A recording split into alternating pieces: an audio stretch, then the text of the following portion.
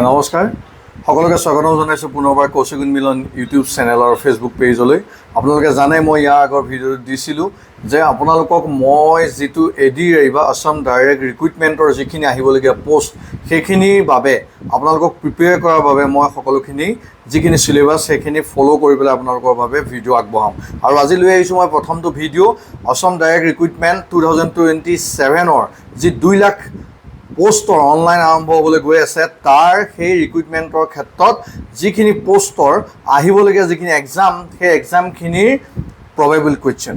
আৰু মই সম্পূৰ্ণ কৈছিলোঁ যে আপোনালোকৰ মই 3টা চিলেবাছ ফ'ল' কৰিম। এটা হৈছে ছ'চিয়েল ছায়েন্স, কাৰেণ্ট এফেয়াৰ্ছ আৰু লজিকেল ৰিজনিং।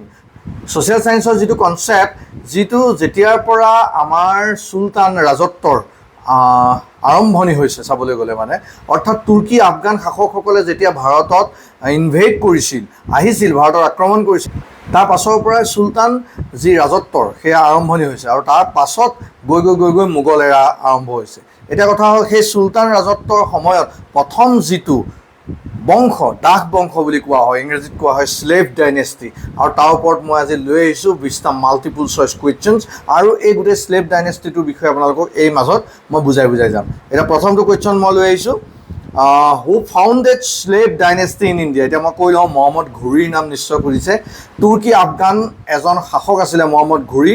মহম্মদ ঘুৰিয়ে যেতিয়া ইণ্ডিয়াখন ইনভেড কৰিছিল, বহুত ঠাই জয় কৰিছিল, তেতিয়া মহম্মদ ঘুৰিয়ে এসময়ত কি হৈছিলে, তেওঁ এই ইণ্ডিয়াখন এৰি থৈ গুচি গৈছিল আৰু যোৱাৰ সময়ত তেওঁ ইণ্ডিয়াৰ দায়িত্ব মানে ভাৰতবৰ্ষৰ দায়িত্ব এজন শাসকৰ ওপৰত থৈ গৈছিল, এজন তেওঁ দাসৰ ওপৰত থৈ গৈছিল। আৰু সেই দাসজনৰ নামেৰেই পাছত এই বংশটো দাস বংশ বুলি বা স্লেভ ডাইনেষ্টি বুলি জনা যায়। এতিয়া কোৱা হৈছে যে কোনে এই দাস বংশটো বা স্লেভ ডাইনেষ্টিটো ফাউণ্ড কৰিছিল। আমি সকলোৱে জানো সেইজন অইন নহয়, সেইজন একমাত্ৰ মহম্মদ ঘুৰিৰ অন্যতম দাস আছিল কুতুবুদ্দিন আইবাক। এতিয়া ৰাইট আনচাৰটো হৈছে কুতুবুদ্দিন আইবাক।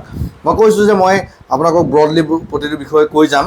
এতিয়া ছেকেণ্ড কুৱেশ্যনটো হৈছে the slave dynasty was founded in which year.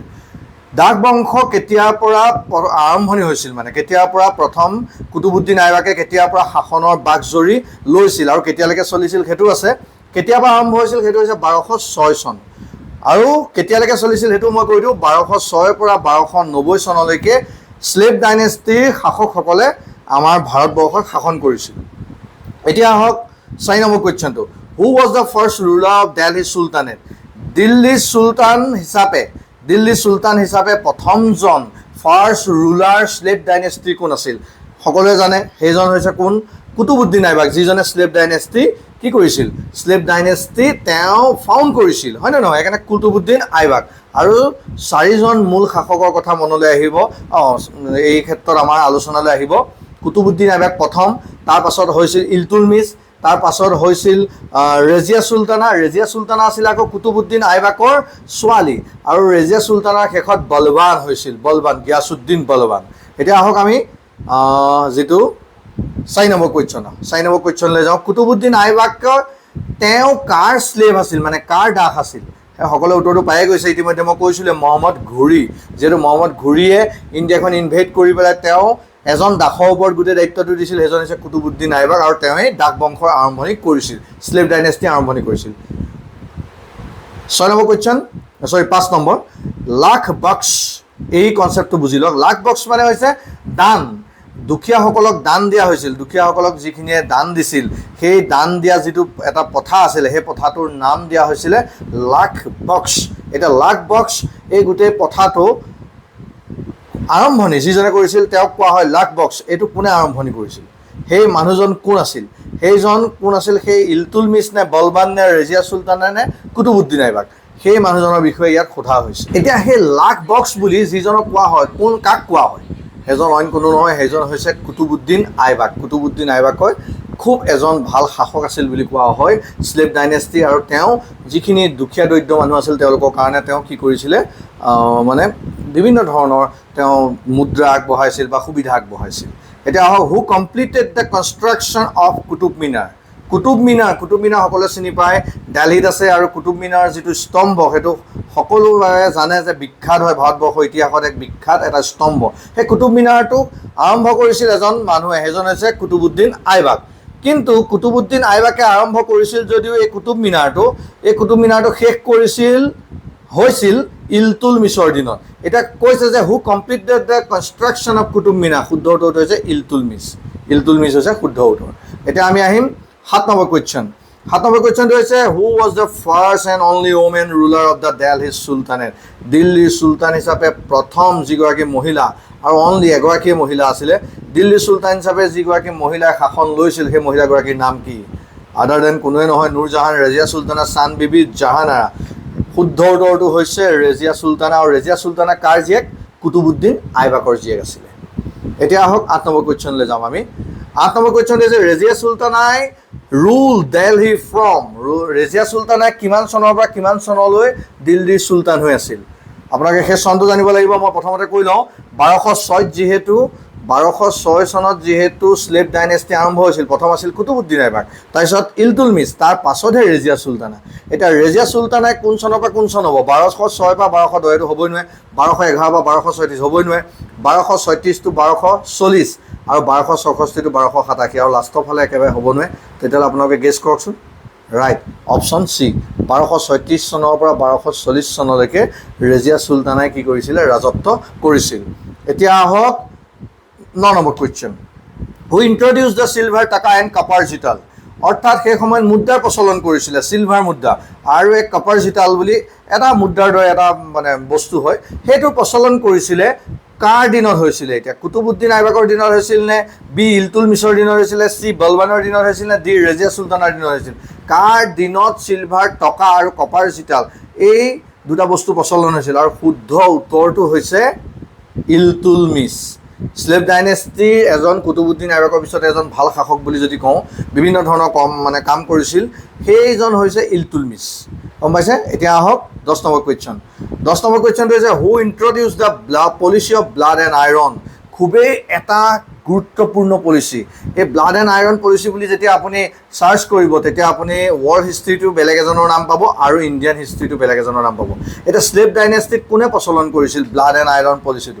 অৰ্থাৎ এই পলিচিটো কি হয় মই কৈ গৈছোঁ, তাৰপিছত মই অপশ্যনকেইটা ক'ম। এই পলিচিটো হৈছে জোৰ জবজ মানুহক কি কৰা হৈছিলে? নৃশংসভাৱে হত্যা কৰা হৈছিলে, নৃশংসভাৱে মানুহৰ পৰা শাসন কাঢ়ি অনা হৈছিলে, স্বত্ব কাঢ়ি অনা হৈছিলে, মানুহৰ ওপৰত অত্যাচাৰ কৰা হৈছিলে। এই পলিচিটো কোনে ব্যৱহাৰ কৰিছিল? ইলতুলমিছ নে, কুতুবুদ্দিন আইবাক নে, বলবান নে, ৰেজিয়া চুলতানা? এতিয়া শুদ্ধ উত্তৰটো হ'ল বলবান হৈছে শুদ্ধ উত্তৰ। মই সেইকাৰণে আপোনালোকক ৰেড কালাৰ কৰি দিছোঁ। বলবান, গিয়াছুদ্দিন বলবানৰ দিনত এই পলিচিটো ইমপ্লিমেণ্ট কৰা হৈছিলে। এতিয়া আহক 11 নম্বৰ কুৱেশ্যনলৈ। Who was the last ruler of the slave dynasty? মই যিহেতু আপোনালোকক 4জন ৰুলাৰৰ কথা কৈছিলোঁ, সেইকাৰণে বহুতে কৈ দিব যে লাষ্ট ৰুলাৰ স্লেভ ডাইনেষ্টি কোন হ'ব? বলবান, কাইকুৱেবাদ, আৰাম শ্বাহ, মুইজুদ্দিন মহম্মদ। এতিয়া আপুনি ক'লে যিহেতু বলবানে লাষ্ট হ'ব লাগে, ৰেজিয়া চুলতানাৰ পিছত বলবান হৈছিল, আচলতে নহয়। বলবানে 1287লৈকেহে কৰিছিলে শাসন। স্লেভ ডাইনেষ্টি ধ্বংস হৈছিলে 1290 খ্ৰীষ্টাব্দত। খুবেই গুৰুত্বপূৰ্ণ কথা চাব দেই, 1206 পৰা আৰম্ভ হৈ 1290 স্লেভ ডাইনেষ্টি শেষ হৈ গৈছিলে, কিন্তু বলবান 1287 খ্ৰীষ্টাব্দত ঢুকাইছিলে। 1290 চনলৈকে তেতিয়াহ'লে কোনে শাসন কৰিছিলে? বলবানৰ গ্ৰেণ্ডছন আছিলে, নাতিয়েক আছিলে, আৰু সেইজন হৈছে অইন নহয় কাইকুৱাবাদ। আচলতে মুইজুদ্দিন মহম্মদ বহুতে দি দিব পাৰে, মুইজুদ্দিন কাইকুৱাবাদ আছিলে নামটো, সেইকাৰণে ডি অপশ্যনটো নহয়, কাইকুৱাবাদ। মুইজুদ্দিন কাইকুৱাবাদ আছিলে তেওঁৰ নামটো, আৰু তেওঁ হৈছিলে বলবানৰ গ্ৰেণ্ডছন আছিলে। গম পাইছে? এতিয়া আহক 12 নম্বৰ কুৱেশ্যনলৈ যাওঁ আমি। The slave dynasty came to N in, এইটো সকলোৱে চাগে উত্তৰটো নিজেই ধৰিছে। 1287, 1290, 1296, 1300 আহক টিক মাৰি দিয়ক নিজে। 1290 চনত শেষ হৈছিলে স্লেভ ডাইনেষ্টি। তেতিয়া আমি আহক 13 নম্বৰ কুৱেশ্যনলৈ যাওঁ। হু ফাউণ্ডেড দ্য চহলগানি দ্য 40? চহলগানি কি হয়? এতিয়া এইটো খুবেই এটা গুৰুত্বপূৰ্ণ বস্তু হয় স্লেভ ডাইনেষ্টিৰ ওপৰত যেতিয়া আপুনি পঢ়িব। চহলগানি হৈছে এটা প্ৰথা। এই চহলগানি প্ৰথাটো কি হৈছে? এইটো আচলতে এখন পৰামৰ্শদাতা মই কমিটি বুলি কওঁ। যিজন দিল্লীৰ চুলতান আছিলে, দিল্লীৰ চুলতানজনক পৰামৰ্শ দিবৰ বাবে এখন কমিটি গঠন কৰিছিলে ইলতুলমিছে, আৰু সেই ইলতুলমিছে যেতিয়া কমিটিখন গঠন কৰিছিলে সেইখনৰ নাম দিয়া হৈছিল চহলগানি। আৰু এতিয়া এই চহলগানিটো কোনে আৰম্ভ কৰিছিল? কুতুবুদ্দিন আইবাক নে, ইলতুলমিছ নে, বলবান নে, ৰেজিয়া চুলতানা? অপশ্যনটো নিজে পাইছে, মই ইতিমধ্যে কৈয়ে গৈছোঁ গোটেইটো কথাটো। উত্তৰটো হৈছে কি হয় কওক? ইলতুলমিছ, ৰাইট, ইলতুলমিছৰ দিনৰ পৰা চহলগানী এখন পৰামৰ্শদাতা কমিটি বহুৱাইছিলে যাতে দিল্লীৰ চুলতানসকলক সেই পৰামৰ্শ দিব পাৰে কেনেকৈ শাসন কৰিব লাগে সেই ক্ষেত্ৰত। এতিয়া আহক আমি নেক্সট কুৱেশ্যনটোলৈ যাওঁ। আচলতে মই PPT-টো যেতিয়া ৰেডি কৰিছিলোঁ তাত কুৱেশ্যন নম্বৰখিনি পাছলৈ দিবলৈ থাকি গ'ল, চৰি ফৰ ডেট। এতিয়া আহক নেক্সট কুৱেশ্যনটো, বলবান বিলং টু হুইচ গ্ৰুপ? বলবান আচলতে কোনটো গ্ৰুপৰ পৰা বিলং কৰিছিলে? তেওঁ চহলগানী আছিল নে, ৰাজপুত আছিল নে, মাৰাঠা আছিল নে, আফগান আছিল? এটা বহুতে কৈ দিব যিহেতু তুৰ্কী আফগান শাসক আছিল, বলবান আফগানী আছিল। নহয়, সেই চহলগানী বুলি যিখন কমিটি বনোৱা হৈছিলে তাৰ যিসকল মানুহ আছিলে তেওঁলোকৰহে সন্তান আছিল বলবান। সেইকাৰণে বলবানে চহলগানী গ্ৰুপটোহে বিলং কৰিছিলে। এতিয়া শুদ্ধ উত্তৰটো হৈছে চহলগানী, অপশ্যন এ। এতিয়া নেক্সট আমি কুৱেশ্যনটোলৈ যাম। 15 নম্বৰ কুৱেশ্যন হ'ব এইটো। Who was known for introducing the court practices of sijda and paibos? Option A Iltutmish, B Razia Sultana, C Balban, D Aibak. এতিয়া মই চিজদা আৰু পাইবছ কি মই কৈ দিছোঁ। এজন স্লেভ ডাইনেষ্টিৰ ৰজাৰ দিনত মই কৈছিলোঁ যে খুবেই আতংকিত হৈছিলে মানুহখিনি, আৰু সেই সময়ত যিখিনি পৰ্যটক আহিছিল তেওঁলোকক আহিয়ে কিছুমান নিয়ম মানিবলগীয়া হৈছিলে। আৰু সেই নিয়মটো কেনেকুৱা আছিলে? দুটা, এটা হৈছে চিজদা, এটা হৈছে পাইবছ।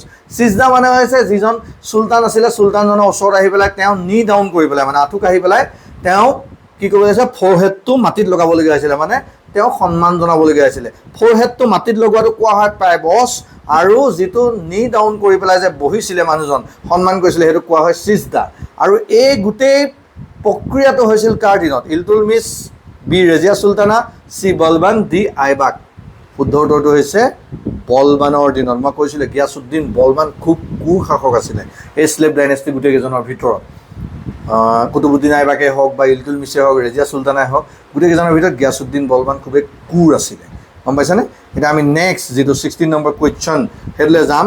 কুতুবুদ্দিন আইবাক ঢুকাইছিল, ডাইড।